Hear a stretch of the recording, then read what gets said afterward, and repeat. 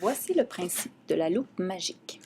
Tout d'abord, avec l'outil crayon, on va prendre un grand trait de crayon, une couleur vive, et on barbouille une grande surface, à peu près comme ceci. Ensuite, on va chercher l'outil efface.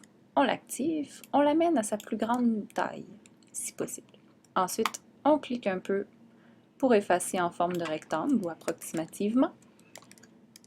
Par la suite, je vais faire un clic droit sur l'outil crayon pour obtenir mes formes de dessin rapide. Je vais sélectionner l'outil rectangle. Je change de couleur pour mon trait et je ramène le trait à quelque chose de plus petit, par exemple 6. Alors voilà, je vais venir encadrer mon coup d'efface. Ensuite, on apporte le trait de couleur à la poubelle. Voilà, on n'en a plus besoin. Il nous reste donc le cadre et le coup d'efface au centre. Avec l'outil flèche, je vais les sélectionner ensemble et les grouper. Donc quand on n'a plus qu'un objet ensemble, on a l'option de grouper ici. Alors je clique dessus et maintenant, en cliquant sur ma loupe, je vais pouvoir aller révéler des choses qui sont cachées derrière des coups de crayon.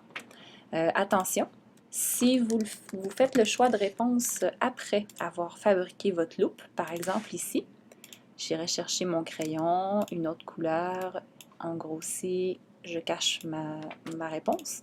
Si je prends ma loupe, ça ne fonctionne pas car le coup de crayon est par-dessus la loupe. Je vais donc l'envoyer en dessous de la loupe en double-cliquant sur la réponse.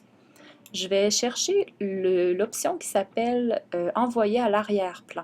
Je clique quelques fois dessus pour le faire reculer en profondeur et ensuite de ça, je reviens à ma loupe et ça devrait fonctionner.